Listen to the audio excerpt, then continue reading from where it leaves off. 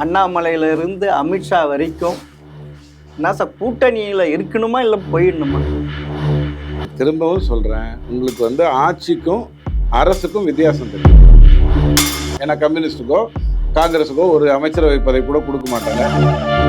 கூட்டணி வச்சிருக்க அந்த கட்சியை அழிச்சிட்டு மேலே வந்து ஏதாவது ஒரு கட்சி உதாரணம் சொல்லுங்கள். சிவசேனா. இங்கே தான் இவ்வளோ நேரம் நான் அத்தைக்கு மீசம் முளைச்சான்னு சொல்லிட்டு இருக்கேன். நீங்கள் வந்து சித்தின்னு சன் டிவி சீரியலில் சொல்கிறீங்க. பிஜேபி சிவசேனாவை காலையில் சாப்பிட்டுச்சு. நிதிஷ்குமார் 3 வாட்டி ஓடினதுக்கு பிறகும் நிதிஷ்குமார் தான் முதலமைச்சராக இருக்காரு. அதுதான் பிஜேபி. ஏதாவது என்னன்னா நம்ம ஊர் பத்திரிகை கும்பிடி தூண்டி தாண்டாது, அதனால எதை பத்தியும் தெரியாது. இது முதலமைச்சராக வைக்கிறது டம்மியா? மேல வந்துட்டீங்க. என்னங்க பேசுறீங்க? நீங்களா அரசியல் இருக்கீங்களா? இல்ல நீங்க அரசியல் இருக்கீங்களா? எங்க இருக்கீங்க? அரசியல்ல தான் சார் இருக்கோம். சார் பட்நாயக் வச்சுட்டு பிஜேபி வந்ததா? ஆமா. உங்களுக்கு பட்நாயக்னா யாருன்னு தெரியுமா? யாரு?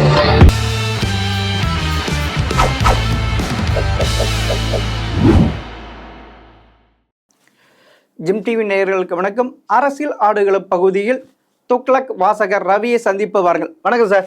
வணக்கம். என்ன சார் அதிமுகவை இப்படி போட்டு போட்டு அடிக்கிறாங்க பாஜக? அண்ணாமலையிலிருந்து அமித்ஷா வரைக்கும் என்ன சார் கூட்டணியில் இருக்கணுமா இல்லை போயிடணுமா அப்படின்னு யார் நினைக்கிறா? அப்படின்னு யார் நினைக்கிறா? போகணும்னு பிஜேபி தான் நினைக்குது. சாரி, திமுக தான் நினைக்குது. பிஜேபி எப்படி நினைக்கும்? பிஜேபிக்கு நல்லா தெரியும். போன தேர்தலில் வந்து 15 தொகுதிகளில் இவங்க பிஜேபி அண்ட் திமுகவுடைய கூட்டணி, தட் இஸ் 2 பேர் வாங்கின வாக்குகளை கூட்டினா அது திமுகவோட அதிகமாக இருக்குன்னு தெரியும். அப்போது அதிமுகவை விட்டுட்டு நம்ம வரணும், அதிமுக சாப்பிட்றணும், அதிமுக மத்தியானம் பிரியாணி பண்ணி சாப்பிட்றணும் அப்படின்னு நினைக்கிறதுக்கு பிஜேபி என்ன நேற்றுக்கு அரசியலுக்கு வந்ததா? நேர்மையாக எத்தனையோ வருடங்களாக அரசியலில் இருக்கோமே. ஆனால் பிஜேபி அதிமுக பின்னாடி தானே வந்தது. பிஜேபி இல்லை 1972 அது ஜனசங்க இருந்து அப்புறமா பாரதிய ஜனதா வரும். இல்லை பாருங்க, இதில் சீனியாரிட்டி பார்க்கறதுக்கான விஷயம் இல்லை. தமிழ்நாடை பொறுத்த வரைக்கும் அதிமுக தான் முதன்மையான கட்சி, அதில் எந்த மாற்று கருத்தும் இல்லை. அதிகம் ஆண்ட கட்சி, அதிக நாட்கள் ஆண்ட கட்சி. அதனால் அதுக்கான மரியாதையை நம்ம அப்படி தான் கொடுக்கணுமே ஒழிய யார் முன்னாடி வந்தாங்கங்கிறத வச்சு சொல்கிறோம். இப்போ காங்கிரஸ் தான் இந்த அதிமுகவோட முன்னாடி இருந்தது. ஆனால் காங்கிரஸுக்கு 40 சீட்டு கிடைக்கிறதே பெரிய விஷயம் இல்லையா? அவங்க 60 சீட்டு கொடுக்குறேன்னா அவங்க அதில் ஒரு 10 தலைவருக்கு மாரடைப்புலேயே செத்து போயிடுவாங்க. ஐயோ 60 அப்படின்ட்டு. அந்த மாதிரி இருக்கக்கூடிய சீனியாரிட்டிலாம் பார்க்கக்கூடாது. அடிப்படையில் அதிமுக தமிழகத்தை ஆண்ட கட்சி. எம்ஜிஆர் அவர்களும் ஜெயலலிதா அவர்களும் அற்புதமாக ஆண்ட ஒரு கட்சி ஆட்சி. சார், ஆனால் தமிழகம் பொறுத்த வரைக்கும் கூட்டணி ஆட்சியே ஒத்து வராது. இது அப்படி இருக்க பாஜக, குறிப்பாக அண்ணாமலையும் சரி அமித்ஷாவும் சரி, 2026 பாஜக கூட்டணி ஆட்சி தான் அமையும்ட்டு திரும்ப சொல்றாங்களே சார். இங்க பாருங்க, உங்க கேள்விக்கு நேரடியான பதில் வந்து என்டிஏ கூட்டணிக்குள்ள தான் எல்லாரும் இருக்கோம். என்டிஏ கூட்டணிக்குள்ள தானே எல்லாரும் இருக்கோம். முதல்ல 98 என்டிஏ தொடங்கும் போது, தேசிய ஜனநாயக கூட்டணி தொடங்கும் போது அதில் தன்னை இணைத்து கொண்டவர் ஜெயலலிதா அம்மா. இணைத்து கொண்டுவதற்கான காரணம் என்ன? 96 இவங்க புடவை செருப்பு அந்த கதையெல்லாம் சொல்லி அவங்கள வந்து பெரிய ஏதோ ஊழல் ராணி மாதிரியான ஒரு தோற்றத்தை ஏற்படுத்தினாங்க. இவங்க தான் ஊழல் ராஜாக்கள். இன்னைக்கு 2 பேர்கிட்ட 30,000 கோடி ஒரு வருஷம் போகுதுன்னு தியாகராஜன் ஐயா சொல்லியிருக்காருங்கிறத நீங்கள் பார்க்குறீங்க.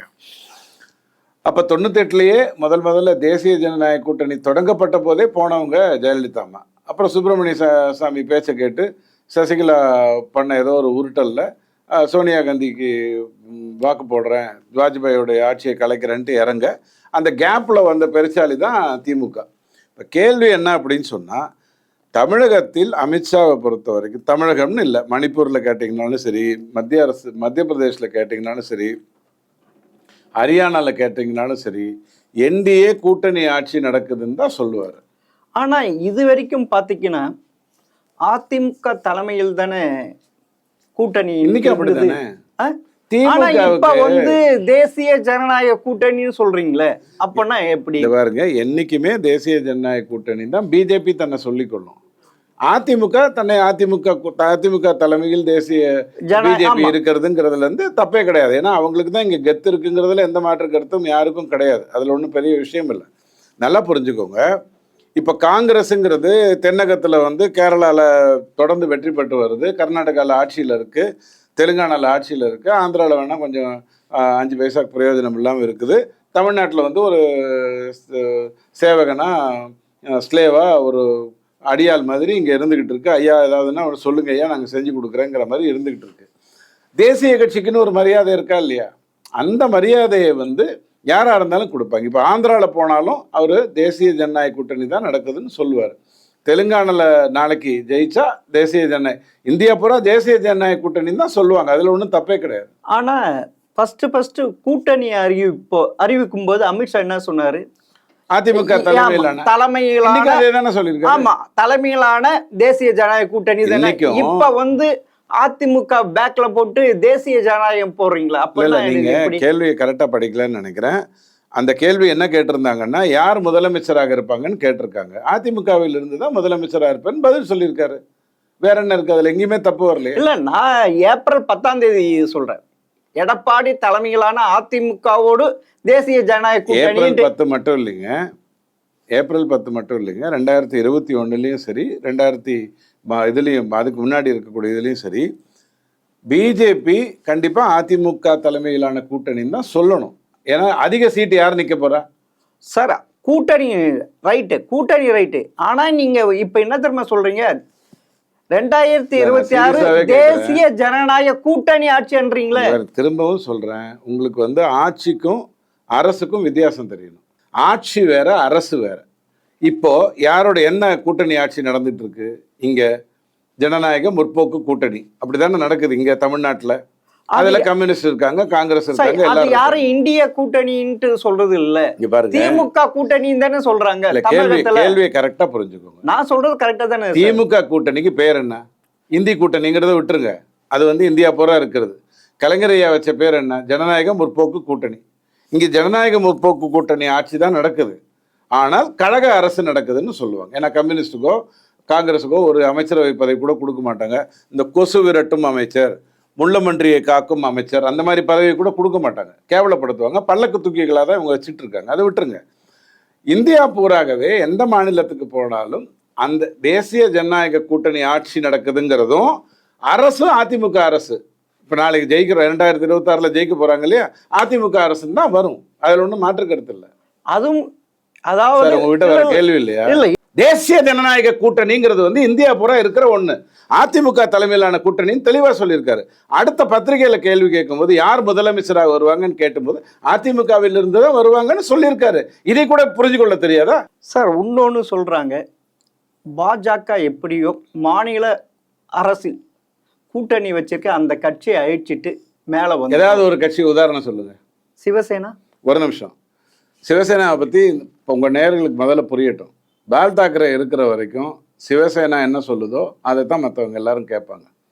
பால் தாக்கரே இறந்த பிறகு உத்தவ் தாக்கரேக்கும் ராஜ் தாக்கரேக்கும் சண்டை வந்தது. நல்லா புரிஞ்சுக்கோங்க, 2 பேருக்கும் அண்ணன் தம்பிக்குள்ள சண்டை இருந்தது. அப்போ நம்ம உத்தவ் தாக்கரேயோட இருந்தோம். ஏன்னா அவர் தான் கரெக்டாக பேசுகிறாருன்ட்டு அவரோட இருந்தோம். 4 தேர்தல்களை சந்தித்தோம்.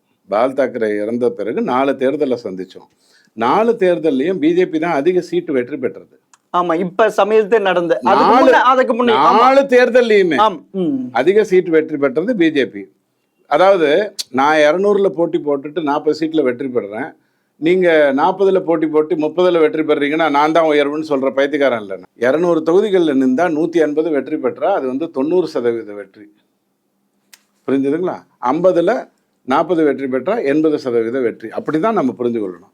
4 தேர்தல்லையுமே பிஜேபி கூட்டணியில தான் வெற்றி வந்தது. ஆனால் உத்தவ் தாக்கரே என்ன பண்ணாரு? ஃபர்ஸ்ட் ஆட்சிக்கு வந்த உடனே நான் ஆதரவு கொடுக்க மாட்டேன்னு சொன்னார்.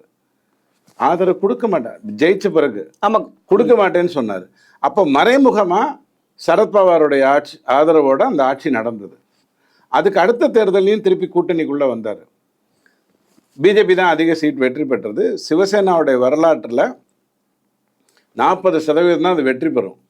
100 சீட்டு போட்டி போட்டால் 40 சீட்டு தான் வெற்றி பெறும். வரலாறு பால் தாக்கரே காலத்திலே அப்படித்தான்.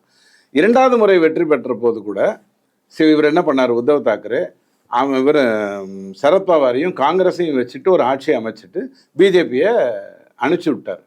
நல்லா புரிஞ்சுக்கோங்க, பிஜேபி சிவசேனாவை சாப்பிடணும்னு நினைக்கல. சிவசேனா தான் பெரிய கொம்பன்னு காட்டிக்கிட்டு இருந்தது உத்தவ் தாக்கரேவை பொறுத்த வரைக்கும். அப்போ சிவசேனாவில் இருந்தவங்களுக்கு ஒரு பிரச்சனை வந்தது. நாம் இந்துத்துவாவை முன்னேற்படுத்தி தான் நம்ம வந்து கட்சியை நடத்துகிறோம். பிஜேபியை விட இந்துத்துவாவை தீவிரமாக பேசுகின்றவர் பால் தாக்கரே ஐயா. அப்படி இருக்கக்கூடிய போது சரத்பவாரோடையும் காங்கிரஸோடையும் வச்சுட்டு நம்ம ஆட்சி அமைக்கிறது நல்லது இல்லைன்னு சொல்லி தான் சிவசேனா பிரிஞ்சு வந்தது. இங்கேயும் கூட திமுகவில் கனிமொழி அம்மாவுக்கு உதயநிதியை முன்னிறுத்துவதில் எந்த ஒரு விருப்பமும் இல்லை. சிவசேனா அப்படி வெளில வந்தபோது சிவசேனாவை வச்சு நம்ம ஒரு ஆட்சியை அமைச்சோம். ஆட்சியை அமைத்த பிறகு தான் அஜித் பவாரை சேர்த்துக்கிட்டோம். அஜித் பவாரை சேர்த்துக்கிட்டு ஆட்சி அமைக்கல. அந்த ஆட்சி யாருடைய ஆட்சி? சிவசேனாவுடைய ஆட்சி. நல்லா புரிஞ்சுக்கணும். ஷிண்டேவுடைய ஆட்சி தான் நடந்தது. மூன்றாவது இப்போ கடைசியாக வெற்றி பெற்றாங்க இல்லையா? கடைசியாக வெற்றி பெற்ற போது 90% சீட்டை பிஜேபி ஜெயிக்குது. 135 தொகுதி 70% 40 ஜெயிச்சு கொண்டு வந்திருந்த சிவசேனா 70 ஜெயிக்குது. அஜித் பவார் 60% ஜெயிக்கிறார். அப்போ அங்கே ஒரு ஆட்சி நடக்குது. இது எப்படி சிவசேனா பிஜேபி சாப்பிட்டதாகும்? இல்ல, சிவசேனாவை உத்வேகத்தாக்குறதுன்னு சிவசேனா தலைவர் அதுல இருந்து அந்த கூட்டணியில இருந்து ஆட்சியில இருந்து சிண்டியாவை உடைச்சு வெளியே கொண்டு வந்தீங்க. இங்கதான் இவ்வளவு நேரம் நான் அத்தைக்கு வீச முளைச்சான்னு சொல்லிட்டு இருக்கேன். நீங்க வந்து சித்தின்னு சன் டிவி சீரியல்ல சொல்றீங்க. நல்லா புரிஞ்சுக்கோங்க. 3 தேர்தலை சிவசேனா வச்சுதான், இந்த பிஜேபி வச்சுதான் சிவசேனா ஜெயிக்குது. நன்றி கெட்ட நாய் அவன் என்ன பண்றான்? வெளியில போய் ஆட்சி அமைக்கிறான். நல்லா புரிஞ்சுக்கோங்க. பிஜேபி கூட்டணி வச்சுதான் ஜெயிக்கிறான். ஜெயிச்சுட்டு அந்த நன்றி கெட்டவன் அடுத்தவனை வச்சு ஆட்சி அமைக்கிறான். அவனை கேள்வி கேட்க மாட்டேங்கிறீங்க. பிஜேபி சிவசேனாவை காலையில சாப்பிட்டுருச்சு. இட்லிக்கு ரெண்டு இட்லி குறைஞ்சதுனால சிவசேனாவை சாப்பிட்டுருச்சு. நாளைக்கு அதிமுக வந்து 2 தோசை குறைஞ்சதுனால சாப்பிட்டுருன்னு அபத்தமான கேள்விகளாக சிவசேனாவை வாழ வைத்துக் கொண்டிருப்பது பிஜேபி. நல்லா புரிஞ்சுக்கோங்க. ஷிண்டே சிவசேனாவை வாழ வைத்துக் கொண்டு உத்தவ் தாக்கரே இப்போ நல்ல இதோட தான் போயிட்டு இருக்கிறாரு. அவர் அப்படியே வந்துருவாரு. ஆனா அவருக்கு இப்பதான் புரிஞ்சிருக்கு. ராமதாஸ் ஐயாவுக்கு புரியல இல்லையா? அன்புமணி பக்கம் தான் பாமக இருக்குங்கிறது இன்னும் அவருக்கு புரியல இல்லையா? அதே மாதிரி உத்தவ் தாக்கரேக்கு புரியாம இருந்தது. தான் என்ன சொல்றோன்னா அதான் அந்த நாடு கேட்கணும்னு நினைச்சிட்டு இருந்தாரு. இல்லைன்னு தெரிஞ்சு போச்சு. இப்போ உத்தவ் தாக்கரே திரும்ப வர்றாரு. உத்தவ் தாக்கரே திருப்பி வந்தாலும் எழுதி வச்சுக்கோங்க. உத்தவ் தாக்கரே திருப்பி வந்தா 4வது முறையும் அவரை வைத்துக்கொண்டு கூட்டணியை வந்து போட்டி போடும். 4வது முறையும் அந்த நாய் எலும்பு துண்டு தூக்கிட்டு போடுச்சுன்னு வச்சுக்கோங்க. அதுக்கப்புறம் 9 அடி குழி தான். அதாவது நீங்க வந்து மகாராஷ்டிரத்துல ஒரு பாடம் படிச்சிட்டீங்க. இல்ல பாஜக இல்ல, அதாவது தேர்தல் அப்ப சிவசேனா உத்வேக் தாக்கரே தலைவராக இருக்கப்ப பாஜக கூட்டணி வெற்றி பெற்றது. நான் தான் முதல்வர் வருவேன்ட்டு உத்வேக் தாக்கரே அடம் பிடிச்சாரு. தேர்தலுக்கு அப்ப கூட்டணி நயவஞ்சகம் தான். அப்ப அதுக்கு கொடுக்கணுமா வேண்டாம்? ஆமா, அங்க பாடம் கத்துக்கிறதுனால இங்க 2020 விட்டீங்களா? இல்ல 2020 விட்டீங்களா? என்னது பீகார்ல நிதிஷ் இருக்காரா? நிதிஷ் அதையும் நீங்க அழிச்சீங்க. யார்? நான் அழிச்சேன் இல்ல, பாஜக அழிச்சது. பாஜக அழிச்சு. ஆமா, ஒரு நிமிஷம் இருங்க மக்களே. ஏதாவது என்னன்னா நம்ம ஊர் பத்திரிகை கும்பிடி தாண்டாது. அதனால எதை பத்தியும் தெரியாது. நிதிஷ்குமார் வந்து 4 தேர்தலா பிஜேபி கூட்டணியோட தான் நிக்கிறாரு. நல்லா புரிஞ்சுக்கோங்க. 2 பேரும் சம அளவுல நிற்பாங்க. ஸ்டார்டிங்ல நீங்க உங்களுக்கு வேணும்னா 2014 தேர்தலை எடுத்து யார் அதிக சீட் நின்றாங்க அப்படிங்கிறத பாருங்க. சுஷில் மோடின்னு ஒரு பெரிய தலைவர் அங்கே உருவாயிட்டு வந்தார் பிஜேபியில இருந்து. நிதிஷ்க்கு பிடிக்கலைங்கிற ஒரே காரணத்துக்காக சுஷில் மோடியை அடக்கி நீ விட்டுருங்க நாங்கள் பார்த்துக்கிறோன்னு சொல்லி சுஷில் மோடியோட அவ்வளோ பெரிய உழைப்பை ஒரு ஓரமாக வச்சுட்டு நாடு நல்லா இருக்கிறது தான் முக்கியம். ஏன்னா லல்லு பிரசாதோ அவங்க பையனோ வந்துட்டா இந்த நாடு உருப்படாமல் போயிடும் சொல்லிட்டு பண்ணுது. 4 தேர்தலையும் நிதிஷ்குமார் ஜம்ப் பண்ணி ஓடுறாரு. தேர்தலில் ஜெயிச்சிருவாரு. அதுக்கப்புறம் நான் மகா கட்பந்தன் அமைக்கிறேன் அப்படின்ட்டு ராகுல் காந்தியோடய லல்லு பிரசாதோடய ஓடினாரா? உங்களுக்கு அதை பற்றி தெரியும் இல்லையா? அப்போ ஓடினது யாரு? ஓடுகாலி யாரு? நிதிஷ்குமார் தானே. அவர் தான் இந்தியா கூட்டணியும் உருவாக்கணும். அப்புறம் வருவோம். நீங்க தான் முதல்ல எதுவுமே தெரிஞ்சுக்கலையே. மக்களுக்கு நான் சொல்லணும் இல்லையா? முதல் ஓடுகாலி யாரு? நிதிஷ்குமார் தானே. திரும்ப வந்தார். திரும்ப வந்ததுக்கு அப்புறம் தேர்தலில் பிஜேபியோட கூட்டணியோட தான் அவர் ஜெயிச்சார். ஜெயிச்சுட்டு என்ன பண்றாரு? இந்தி கூட்டணி அமைக்கிறதுக்கு ஓடி போனார். திரும்ப வந்தாரா? அப்பயும் பிஜேபி இந்த தேர்தல் இப்ப வரப்போறது இல்லையா தேர்தல், நிதிஷ்குமார் தான் முதலமைச்சர்னு சொல்லுது. நிதிஷ்குமார் 3 முறை ஜம்ப் பண்ணி போன ஒரு ஓடுகாலி. ஆனால் நேர்மையான மனிதன், ரொம்ப நல்ல மனுஷன், அரசியல்ல ரொம்ப நேர்மையான மனிதன். அதனால இன்னி வரைக்கும் நிதிஷ்குமாரை தான் முதலமைச்சர்னு வச்சிருக்காங்க. சோ இந்த வருகின்ற தேர்தல் அப்படி இருக்குது மாதிரி தெரியலையே. முதலமைச்சர் அவர் தானே. சிராஸ் பாஸ்வானை கொண்டு வர முயற்சி எடுத்துக்கிறீங்க. அவருக்கு மேல பெரிய அதிருப்தி இருக்கு மக்கள் கிட்ட பீகார்ல. அதனால ஒரு கேம் விளையாடுறீங்களா? அங்கே நல்லா புரிஞ்சுக்கோங்க. பாஜக தவறான தகவல்களை கொடுக்க கூடாது. போன தேர்தலில் சென்ட்ரல் கவர்மெண்ட் பாராளுமன்ற தேர்தலையும் பீகார்ல நாம தான் அதிக சீட்டு வெற்றி பெற்றோம். ஆமாங்க சார். அப்ப நிதிஷ்குமார் வேற வச்சுதானே வெற்றி பெற்றோம். நிதிஷ்குமார் ஒரு ஓடிகாலி போய் ஒரு 4-5 நாள் வெளியூரில் இந்தி கூட்டணியோட இருந்துட்டு வந்ததுக்கப்புறம் தானே வெற்றி பெற்றோம். சிராஜ் பாஸ்வானுங்கிற ஒரு யங்ஸ்டரை வளர்த்து விடுறதுங்கிறது எந்த தப்பும் கிடையாது. பீகாரில் நிதிஷ்குமாருக்கு கல்யாணம் ஆகல, அவருக்கு வந்து இது கிடையாது, வாரிசு கிடையாது, இந்த மாதிரி பர்த் சர்டிபிகேட் அவருக்கு ஒரு பையன் இருக்கு, அவர் கொண்டு வர பாருங்க. அது எப்படி மறைக்கிறீங்களே? அது யாருக்குமே இப்ப நாளைக்கு நிதிஷ்குமார் ஐயா நல்லா இருக்கணும், இன்னொரு 40-50 வருஷம் நல்லா இருக்கணும், நல்ல மனுஷன். அவர் சப்போஸ் நான் வந்து அலெக்ஸை வந்து தத்தெடுத்துக்கிட்டேன் அல்லது நான் வந்து இக்பாலை தத்தெடுத்துக்கிட்டேன்னு சொன்னால் அதுதான் நிஜம். ஒரு மனிதன் அவன் தான் முடிவு பண்ணணும்.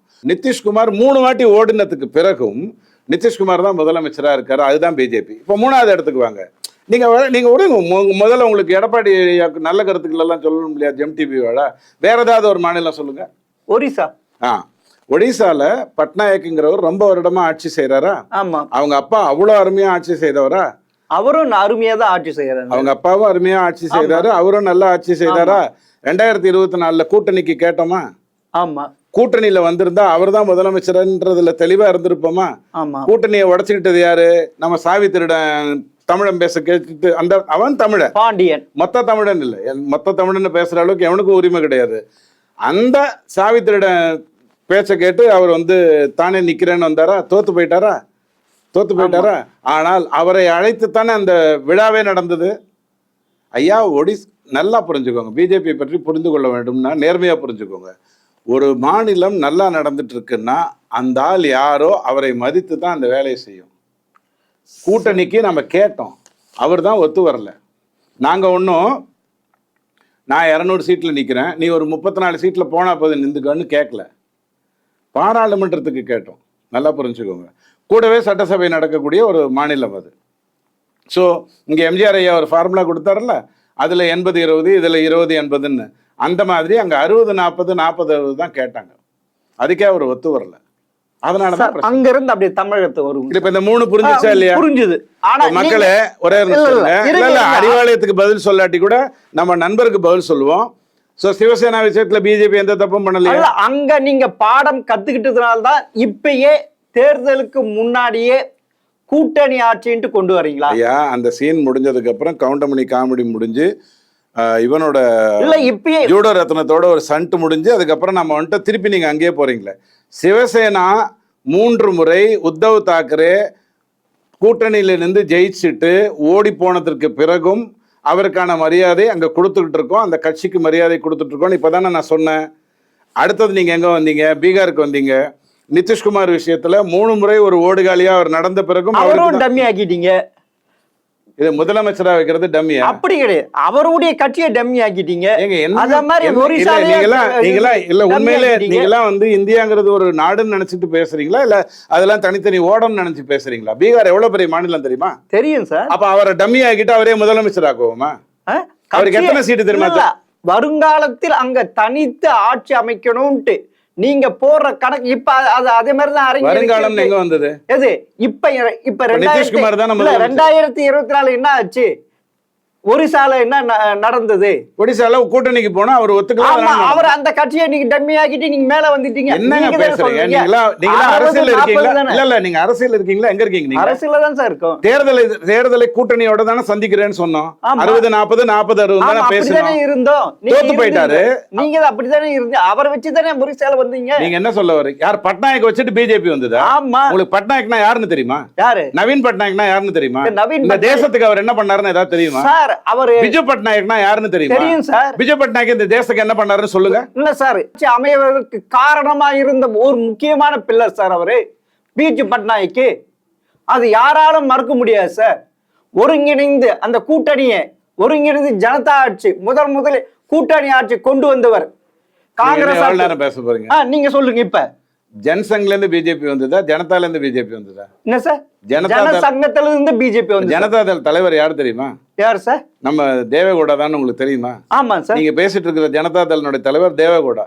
ஆமா சார். பிஜேபி இல்ல. ஆமா சார். நல்லா புரிஞ்சுக்கோங்க. தேவையில்லாம அதாவது ஒரு கொஞ்சம் ப்ரிப்பரேஷன் வேணும். ஒடிசால பட்நாயக் அவர்களோடு கூட்டணி வைப்பதற்கு தான் பேசினோம். 60-40 40-60ன்னு எம்ஜிஆர் ஐயா சொல்லி கொடுத்து அவர் 80-20 20-80ன்னு சொன்னாரு.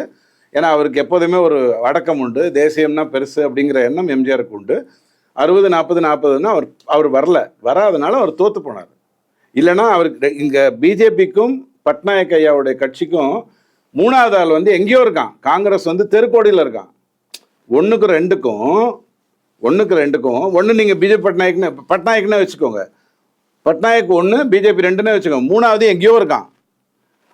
ஒழுங்கா கூட்டணி கேட்டோம், அவர் ஒத்து வரல. அதுக்கப்புறம் தான் அந்த தோல்வியை அவர் எடுத்துக்க வேண்டியதா போச்சு. அவர் மேல பழி போட்டீங்க. சரி, அப்படியே தமிழகத்துக்கு வாங்க சார். நீங்க ஏதாவது தான் கேள்வி கேட்கறீங்க. இல்ல இப்படிதான் கேள்வி கேட்பீங்களா? இல்ல, அவன் மேல என்னத்த பழி போட்டான்? திருநான் பழி போட்டானா? அவன் கொள்ளடிச்சான் பழி போட்டானா? அவன் மேல மரியாதை வச்சுட்டு அந்த அரசு விழால கூட அவரைத்தான் முன்னாடி கொண்டு வந்து வச்சோம். எதிர்கட்சியாக இருந்தாலும் அவரைத்தான் கொண்டு வந்து முன்னாடி வச்சோம். நீங்க இன்னும் புரியாம அவர் மேல பழி போட்டாங்க. அடுத்த கேள்விக்கு தயவு செஞ்சுவாங்க சார். இப்ப அமித்ஷா என்ன சொல்லியிருக்காரு, அதிமுகவில் முதல்வரா வருவாங்க. அதுல ஏன் எடப்பாடின்னு சொல்லக்கூடாது? அதுக்குதான் உங்களுக்கு வந்து எடப்பாடியை விட்டுட்டு நீங்க எஸ்பி வேலுமணி செங்கோட்டையனை கொண்டு வரதுக்கான நடவடிக்கையா? முதல்ல உங்களுக்கு அதிமுக நல்லா புரிஞ்சுக்கோங்க. அதிமுகவில் ஒரு பொதுச் செயலாளர் ஆகிறதுங்கிறது சாதாரணமான விஷயம் இல்லை. நல்லா புரிஞ்சுக்கோங்க. எடப்பாடி ஐயா அந்த பொதுச் செயலாளர் பதவிக்கு வந்ததுக்கு நிறைய உழைச்சி நேர்மையாக வந்தார். இவங்க இத்தனை பேர் ஆட்டம் போட்டும், பணம் கொழுத்த தினகரன், சசிகலா, ஓபிஎஸ் இவங்கெல்லாம் ஆட்டம் போட்டும், திமுகவுடைய பேக்கப் இருந்தும் எடப்பாடி ஐயாவுடைய அந்த செயற்குழு பொதுக்குழு உறுப்பினர் இருக்காங்க இல்லையா, ஒருத்தம் கூட மாறல. அவரால் மிஞ்சி போனால் 4 எம்எல்ஏ கூட்டு போக முடிஞ்சது. அது கூட அப்பனுடைய பையனை தான் கூட்டு போக முடிஞ்சது. அதிமுக வந்து ரொம்ப ஸ்ட்ராங்காக நின்றாங்க. ஒன்றுமே எப்போதும் புரிஞ்சுக்கோங்க, நீங்கள் திமுகவையும் காங்கிரஸையுமே பார்த்து வளர்ந்துருக்கீங்கிறதுனால, சார் எப்படி அப்பாவுடைய பையன் தானே சார் வருவான், அது எப்படி சார் நீங்கள் வேணாங்கிறீங்க. ஒரு பொதுக்குழு ஒரு செயற்குழு தான் எப்போதுமே தேர்ந்தெடுக்கும். யாரை தேர்ந்தெடுக்கும்? கண்டிப்பாக எடப்பாடி ஐயாவை தான் தேர்ந்தெடுக்கும். ஸோ ஒரு பெரிய கட்சி, இந்தியா பூரா 18 மாநிலத்தில் ஆண்டுகின்ற ஒரு பெரிய கட்சியான பிஜேபி பேசும்போது அதிமுகவிலிருந்து தான் முதலமைச்சர் வருவாங்க அப்படின்னு சொல்றது தான் கரெக்டான பதில். எடப்பாடி தான் வருவாருன்னு நான் சொன்னேன்னா அந்த பொதுக்குழுவோ அந்த செயற்குழுவையோ நான் மதிக்கலன்னு அர்த்தம். நல்லா புரிஞ்சுக்கோங்க. இதே அமித்ஷா தான் ஏப்ரல் 10 என்ன சொன்னாரு? நீங்க சொன்னீங்க எடப்பாடி ஐயா தலைமையில தான் நடக்கும்னு சொல்லிட்டாங்க. இப்போ தலைமைங்கிறது ரெண்டு வகையில வருது.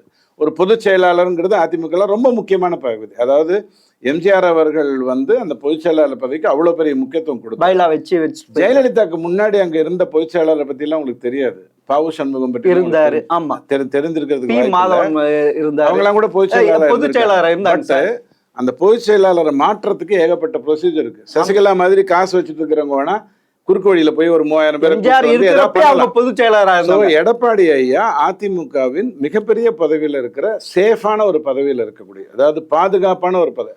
அந்த பதவியிலிருந்து அவரை எடுக்கணும்னா பொதுக்குழுவும் செயற்குழுவும் ஒன்றிணைந்து பண்ணணும். அல்லது நீங்க இங்க இருக்கக்கூடிய நம்ம எஸ்பி தராசு ஷாம் இவங்கெல்லாம் பேசுவாங்க, அத்தனை உறுப்பினர்களும் வாக்களிக்க வேண்டும் எல்லாம் பேசுவாங்க. அந்த மாதிரி எல்லாம் எந்த கட்சியும் நடத்த முடியாது. நடத்தணும்னாலும் அவங்களுக்கு அப்படிதான் இருக்கு. நடத்த முடியாட்டி கூட அவங்களால நடத்த முடியும். எப்படி நடத்தினாங்க? ஓபிஎஸ்க்கும் இபிஎஸ்க்கும் ஒரே ஓட்டு அப்படின்ற மாதிரி ஒரு தேர்தல் நடத்தினாங்க இல்லையா? எதிர்க்க யாரும் இல்லாத மாதிரி பார்த்துக்கிட்டாங்க. அதிமுக மட்டும்தான் அப்படி பண்ணுதுன்னு நினைக்காதீங்க. ஸ்டாலின் ஐயா தலைமை ஏற்க வரும்போது அழகிரி ஐயா போட்டி போடுறதுக்கு வந்தாரு. அண்ணன் தானே வந்தார். ஏன்னா அவர்கிட்டயும் ஒரு பர்த் சர்டிஃபிகேட் இருக்கு இல்லையா? கருணாநிதி ஐயாவின் மகன் ஒரு பர்த் சர்டிஃபிகேட் இருக்கு இல்லையா? திமுக பர்த் சர்டிஃபிகேட்டுக்கு தானே பதவி கொடுப்பீங்க. வந்தாரு. ஆனால் அவரை போட்டியிட விடாம செஞ்சுட்டாங்க. நல்லா புரிஞ்சுக்கோங்க.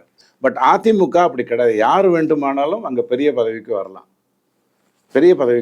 ஸோ அதையெல்லாம் வைத்துக்கொண்டு அந்த மரியாதையோட தான் பேசணும். சரி, இதே அண்ணாமலை என்ன தெரியுமா சொல்லியிருக்காரு? 2026 இருங்க அமித்ஷா எந்தெந்த பத்திரிகையில பேட்டி கொடுத்தாரு சொல்ல ஒரு நிமிஷம் மக்களுக்கு புரியறதுக்காக. இல்ல நீங்க அங்க வாங்க. தினத்தந்தில் கொடுத்திருக்காரு, அப்புறம் தினமலர்கள் கொடுத்திருக்காரு, தினமணியில கொடுத்திருக்காரு. 3 கொடுத்திருக்காரா? ஆமா. மொத்தம் 3த்துலயுமே தலா 18 கேள்வி கேட்கப்பட்டிருந்ததா? ஆமா சார். மீதி 16 கேள்வி ஏன் நீங்க செய்தியாக்கல? இது நீங்க அது சொல்றீங்க. தமிழக அரசு திமுக அரசு பயங்கரமான ஊழல் செஞ்சிருக்கை. டாஸ்மார்க்கில் 39,000, கனிம வளத்தில் 5,000. எனக்கு உங்களுடைய நேர்மை புரிஞ்சிருச்சு. அதாவது நீங்க மக்களுக்கு எடுத்து செல்றீங்களோ இல்லையோ, அதுல 18 கேள்வி இருந்தது. அதுல வந்து திமுகவை கடுமையா அவர் விமர்சித்திருக்காரு. பட் திமுகவை சார்ந்தவங்க அதெல்லாம் பேச மாட்டாங்க. ஏன்னா அதிமுக பிஜேபி கூட்டணி இருக்கிறது அவங்களுக்கு பிடிக்கல. நல்லா புரிஞ்சுக்கோங்க. முதல்ல என்ன சொன்னாங்க, இவங்க 2 பேர் பிரிஞ்சிருக்கும் போது என்ன சொன்னாங்க, சார் இவங்களுக்கு அண்டர் கரண்ட் இருக்கு சார், இது கள்ள கூட்டணி சார் அப்படின்னாங்க. இப்ப நேர்மையா கூட்டணியே வந்துருச்சா? நேர்மையா கூட்டணியே வந்ததுக்கு அப்புறம் சார் தொண்டரை இணையில சார், சார் தொண்டரை இணையில சார்ன்றான். ஜெல்லாவலன்றாங்க. போய் உன் வேலையை பாரு, விசிகா இருப்பாரா இல்லையான்னு பாரு, பாமக வரும்னு சொல்லி கனவு கண்டுட்டு உட்காந்துருக்காத. விஜய் என்ன பண்ண போறாரு முடிவுங்கிறத வச்சுதான் உதயநிதியோடைய வாழ்க்கையே இருக்குன்னு திமுகவை போய் தன் வேலையை பார்க்க சொல்லுங்க. அதிமுகவுக்கும் பிஜேபிக்கும் இந்த நாடை எப்படி நல்லா வச்சுக்கணும் நல்லா தெரியும். சரி சார், நான் திருப்பியும் கேட்கிறேன். அண்ணாமலை என்ன சொல்லியிருக்காரு, 2026க்கு அப்புறம் திமுக பாஜக தான் இங்க எதிரானது. இல்ல, ஒரு 2 வருஷத்துக்கு முன்னே இது சொல்லி. வெரி குட், கரெக்டா சொல்றீங்க. இன்ஃபரன்ஸ் தான் தப்பு. 2024 பாராளுமன்ற தேர்தல் நடந்தது, நல்லா புரிஞ்சுக்கோங்க. பாராளுமன்ற தேர்தல் நடந்தது. அப்போ ஒரு நியாயத்தையும் அவர் சொன்னார். அவர் அப்ப என்ன சொன்னாரு, அங்க நாங்க ஆண்டு கொண்டிருக்கிறோம், இங்க இவங்க ஆண்டு கொண்டிருக்காங்க, இந்த 2 ஆட்சிக்கு தான் மோதலே ஒழிய இதுல அதிமுக பொருட்டு இல்லை, அப்படிதான் அவர் சொன்னார். நல்லா ஞாபகம் வச்சுக்கோங்க. ஏன்னா அவர் படிச்சவர், ஒழுங்கா படிச்சவர், நம்ம பிட் அடிச்சு படிச்சவர் இல்லை, ஒழுங்கா ஐபிஎஸ் படிச்சவர். அதனால அவர் என்ன சொன்னாருன்னா, மத்திய அரசு மாநில அரசு அதற்கான போட்டின்னு சொல்லி இது திமுக பிஜேபிக்கான சவால் தான் அப்படின்னு அவர் சொன்னார். இப்ப அதுல என்ன டவுட்டு? அப்போனா பாஜக கொஞ்சம் கொஞ்சமாக அதிமுகவை கபலீகரம் செய்ய, நீங்க அதிமுக கபலீகரம் பண்ண இப்படிதான் எல்லாரும் திமுகவே இப்பதான் திரும்ப திரும்ப அங்கே வர்றீங்களே. இப்பதானே 3ஆம் கிளாஸ்ல இருந்து 8ஆம் கிளாஸ் கூட்டு வந்து +2 பாஸ் பண்ண வச்சேன். அதாவது ஒடிசாவை உங்களுக்கு ஒழுக்கமா சொன்னேன், அவரோட கூட்டணிக்கு போனங்கன்னு சொன்னேன். பீகார்ல ஓடு காலியா இருந்தாரு, இருந்தாலும் அவரை சேர்த்துக்கிட்டோம்னு சொன்னேன். சிவசேனா நயவஞ்சகமா இருந்தாலும் அவரை வச்சுட்டு தான் ஆட்சி நடத்தணும்னு தெளிவா சொன்னேன். இந்த 3த்துலயுமே பிஜேபி தப்பு பண்ணலங்கிறத நீங்க நேர்மையா புரிஞ்சுக்கல. அதனால நீங்க கேட்குற கேள்விக்கு, அந்த கேள்விக்கு நான் பதில் சொல்லவே விரும்பல. பிஜேபி அங்க ஏதாவது தப்பு பண்ணிச்சா அப்படிங்கிறது தான் கேள்வி. நான் தான் கேள்வி கேட்டேன், நீங்க தான் பதில் சொன்னீங்க. ஓடினாரா? ஆமா ஓடினாரு. இவர் நயவஞ்சகம் பண்ணாரா? நயவஞ்சகம் பண்ணார். இத்தனை இடத்துல நின்று இவ்வளோ இடத்துல பிஜேபி ஜெயிச்சுதா? இத்தனை இடத்துல இருந்து இத்தனை இடம் தானே சிவசேனா ஜெயிச்சுன்னு எல்லாத்துக்கும் நான் கேள்வி கேட்டேன். நீங்க பொறுப்பா பதில் சொன்னீங்க. ஆனா திரும்ப என்ன பண்றீங்க, அத்தைக்கு மீச முளைச்சாங்கிறீங்க. இப்போ கேள்விக்கு வாங்க. அப்போனா நீங்க இது பாத்தீங்கன்னா, இப்போ திருப்பியும் திமுக ஆட்சிக்கு உட்கார வச்சுட்டு 2026 கொஞ்சம் கொஞ்சமாக திமுக ஆட்சியில் உட்கார வைக்கிறது அப்படிதான். ஏன் இப்படி ஒரு மோசமான ஒரு நிலைமை தமிழகத்துக்கு சாபம் கொடுக்கணும்னா, அதிமுக கொஞ்சம் கொஞ்சமா ஆயிடுச்சு, அந்த இடத்துல பிஜேபி வர்றதுக்கான பிளான் போடுறீங்களா? தமிழகத்துக்கு பாஜக பாருங்க, திமுக மீண்டும் ஆட்சிக்கு வரணும்னு சொல்றதுக்கு பதிலா தமிழகம் மொத்தமும் சுனாமியில அடிச்சுட்டு போயிடும் சொல்லுங்க. 8 கோடி பேரும் செத்து போயிடுறோம். திமுக திரும்ப ஆட்சிக்கு வரும்னு தயவு செஞ்சு கனவுல கூட நினைச்சிடாதீங்க, சொல்லாதீங்க. திமுக வர்சஸ் என்டிஏன்னு தான் இருக்கும், நல்லா புரிஞ்சுக்கோங்க. அதிமுகவோடுக்கு இப்போ இருக்கக்கூடிய பிரச்சனை என்னன்னா, இதுக்கு முன்னாடி ஜெயலலிதா அம்மா காலத்திலேயே அது நடந்திருக்கு. அதாவது 2004 அதாவது 2006 2011 வரைக்கும் மத்தியிலையும் இல்லை மாநிலத்திலையும் இல்லைங்கிற நிலைமை ஜெயலலிதா அம்மா காலத்திலே நடந்திருக்கு 5 வருஷம். இப்போ எடப்பாடி ஐயாவுக்கும் 2021 மத்தியிலும் இல்லை மாநிலத்திலும் இல்லைங்கிற ஒரு நிலைமை வந்திருக்கு. இதை அவர் ஈஸியாக ஓவர்டேக் பண்ணிட்டு வந்துடுவார். ஒரு மாநிலத்தில் அதிமுக நல்லா ஆட்சி பண்ணுது அப்படின்னுட்டா பிஜேபி அங்கே எந்த வேலையும் பண்ணாது, அதை முடிச்சு விட்டு பண்ணணுங்கிறதெல்லாம் நினைக்காது. நல்லா ஞாபகம் வச்சுக்கோங்க, பார்த்துட்டு இருக்கிற நேயர்களுக்கு புரியட்டும். 6 மாநிலங்களில் பிஜேபி ஆட்சியில் இல்லை, மீதி 22 மாநிலத்தில் பிஜேபி தான் ஆட்சியில் இருக்குது. யூனியன் டெரிட்டரியிலையும் பிஜேபி தான் ஆட்சியில் இருக்குது. ஜார்க்கண்டில் இல்லை, வெஸ்ட் பெங்காலில் இல்லை, கேரளத்தில் இல்லை, தமிழ்நாட்டில் இல்லை, பஞ்சாபில் இல்லை. ஓகேவா? இன்னொன்று கொஞ்சம் போனீங்கன்னா தெலுங்கானாவில் இல்லை. தெலுங்கானாவில் வளர்ந்துட்டு வருது இல்லை. இந்த 6 மாநிலங்களையும் பிஜேபி ஜெயிக்கிறதுக்கான முயற்சி தான் எடுக்கும். எப்போ எடுக்கும்னா, ஒடிசா பட்நாயக் மாதிரி தப்பு பண்ணால் வேற வழி இருக்காது. இப்போ நாளைக்கு விஜய் உள்ளே வராருன்னு வச்சுக்கோங்க, அதிமுக நான் 160 சீட்டுக்கு தான் நிற்பேன், நான் தான் முடிவு எடுப்பேன், 160ல் நிற்பேன், விஜய்க்கு ஒரு 22 கொடுக்குறேன், நீங்கள் ஒரு 4.25 சீட்டு வச்சுக்கோங்க அப்படின்னு பிரிச்சுதுன்னா அந்த இடத்துல கூட்டணி ஒழுங்காக அமையாது. ஸோ பொதுவாக எப்படி யோசிப்பாங்கன்னா, விஜய்க்குன்னு ஒரு வாக்கு சதவீதம் இருக்குன்னு உளவுத்துறை சொல்லும், மக்களுக்கும் தெரியும். கரெக்டாக சீட்டில் அதிகமாக நிற்க போகிறது அதிமுக தான், அதில் எந்த மாற்று கருத்தும் இல்லை.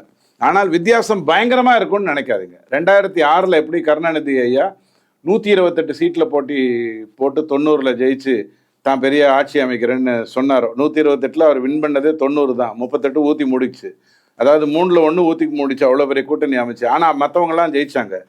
அப்படி சொன்னாரோ, அந்த மைனாரிட்டி ஆட்சி நடத்தினாரோ, அந்த நிலைமைக்கு வரைக்கும் நம்ம தள்ளி போக வேண்டியிருக்கும்.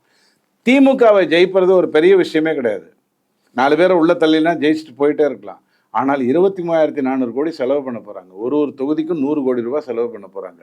பூத் லிஸ்ட்டை கையில் வச்சுக்கிட்டு 20% பேரை டிக் பண்ணி வச்சுக்கிட்டு அவங்களுக்கெல்லாம் 20,000 ரூபாய், 4,000, 3,000, 5,000ன்னு பணம் கொடுத்து அவங்க வாக்கை வாங்கக்கூடிய அளவில் பெரிய செட்டப் கையில் வச்சுருக்காங்க. தேர்தல் ஆணையத்தினால பிடிக்க முடியாது. டாஸ்மாக் மூலமாக பணம் போகும். டாஸ்மாக் உள்ளே போவான், வெளில வரும்போது 10 லட்சத்தை பேக்கெட்டில் கோமண பைக்குள்ளே போட்டுன்னு வந்துடுவான். அவனை பிடிச்சி இப்படிலாம் சர்ச் பண்ணிட்டு இருக்க முடியாது, விட்டு தொலைப்போம். நம்மளால் அவனை ஊத வைக்கவே முடியாது. டாஸ்மாக்லேருந்து வரும்போது அவன்கிட்ட இருந்து பணம் இருக்கான்னு எப்படி அவ்வளோ பெரிய விஞ்ஞான ஊழலே அதை எதிர்கொள்வதற்கு தான் விஜயும் வரணும், அதிமுகவும் வரணும், பிஜேபி வரணும்னு நினைக்கிறோம். ஒரே ஒரு விஷயம் மட்டும் எழுதி வச்சுக்கோங்க. நாளைக்கு அதிமுக, விசிக, நாத்தாக்க அல்லது தாவேக்கா ஒரு கூட்டணி அமைக்குது, அது திமுக வெற்றி பெறும்னு சொன்னால் பிஜேபி அமைதியாக வெளியில் நிற்கும். அமைதியாக வெளியில் நிற்கும். அதனுடைய நோக்கம் திமுக மாதிரி ஒரு தீய சக்தி. எம்ஜிஆர் சொன்னது தான் நான் வார்த்தை சொல்ல, திமுக என்கின்ற தீய சக்தி ஆட்சியில் தொடரக்கூடாது. அதே பிஜேபி அழகாக கூட்டணியிலேருந்து வெளில வந்தாது பார்த்துக்கும். சரி சார், பொறுத்து இருந்து பார்ப்போம் சார்.